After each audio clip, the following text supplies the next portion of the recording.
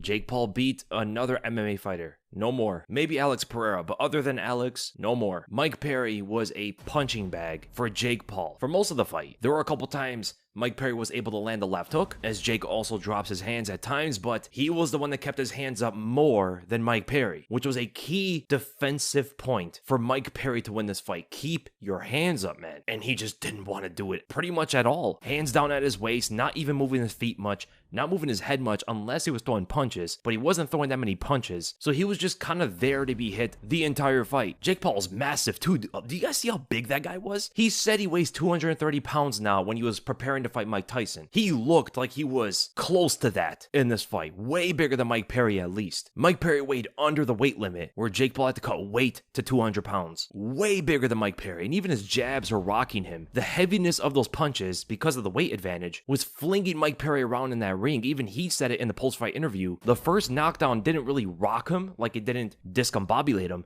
The punch knocked him off balance just because of how much stronger, more powerful, and heavy Jake Paul was compared to him. But the other knockdowns absolutely rocked Mike Perry. And there wasn't really anything too technical about it when you talk about like the skills of Mike Perry versus the skills of Jake Paul. Jake Paul could have threw anything at Mike Perry's head and it would have landed. And if Mike Perry was going to fight that way, might as well just throw hands with the guy the entire time. Test his cardio. He's bigger than you. He should be a lot easier to gas, right? Jake was busier with his hands. He was throwing more punches. He had more power, and somehow he was faster. Jake gained like 20 pounds, it seems like, and he got faster with it somehow. How is that possible? You guys see the way he was moving around the ring? Much faster than ever before. His punches were faster too. Even Mike Perry, who on paper should have had the speed advantage, was saying that Jake Paul was just way too fast for him. And it was evident with how he was throwing his punches and how he was moving around the ring. Jake being that fast is crazy. But he was throwing like the same kind of punches he usually throws, with similar kind of technique and form. The right hook, the jab, the left hook, landing an uppercut sometimes, and it was just target practice for Jake Paul. Mike Perry definitely showed his toughness. He took more brain damage in that fight than his entire combat sports career combined. It was pretty funny though when Mike Perry took him down with actual wrestling technique, had a body lock, threw him on the ground, and they said after the fight that they would love to do an MMA match or bare knuckle. And according to Jake Paul, he was supposed to do it with Nate Diaz before, but he said that Nate was the one that turned down the MMA match behind the scenes or whatever. But that's not the only match that Jake Paul wanted. He said next is Mike Tyson in October, and he's going to knock Mike Tyson out, most likely. Tyson's way too old at this point to be fighting Jake Paul, in my opinion. Jake's going to be more powerful, he's going to be faster, he's going to have a better chin, he's going to have better cardio. Physically, in every department, he's going to be better than Mike Tyson. He's also taller. He's also probably bigger at this point. He has a longer reach. All Tyson has against him is technique, pretty much. But with that technique, is he fast enough or strong enough to pull it off against Jake and win through that? Probably not at nearly 60 years old. So I do see Jake beating him in October, and then he called out Alex Pereira and said that he would love to fight Alex in boxing. Now that fight is most likely not going to happen, as he is the light heavyweight champion in the UFC, but good golly, he would destroy Jake Paul. Spamming left hooks and overhands with a defenseless jab is never going to beat Alex Pereira. Mike Perry was landing a few good left hooks on Jake Paul. One of those from Pereira would knock Jake Paul out. A single one of those punches. Now Jake has a decent chin. He ate a big shot from Tyron Woodley. He ate some big shots against Mike Perry, but those guys don't even have half of the power of Alex Pereira, or even close to the technique. Alex Pereira is more powerful than Jake, he's bigger than Jake, he's longer, taller, and way more skilled as a boxer. But I do respect the call out. But knowing Jake, he'd be waiting until Alex Pereira turns 50 years old before he ever fights him. I mean, can you imagine a fighter with those punches like this beating Alex Pereira, foot up in the air and everything, and his body is moving away from his punch, which is very opposite of what he actually wants to do? Or at least what most boxers would want to do. Maybe he did it on purpose though, who knows? Jake Paul may have some different kind of technique, I guess. So pretty interesting fights, both boxing and even MMA. The main card of the UFC fights were a lot better than people expected. Good brawls, good finishes, Amanda Serrano looking amazing. The fight before that, I forgot their names. I mainly keep up with MMA, I don't watch every boxer. But that combination, knocking out the opponent, right hand, left hook, whiplash in the opponent's head. But yeah, man, good fights overall, and I hope you guys enjoyed the breakdown. And if you did, make sure to subscribe, and I'll see you guys in the next video.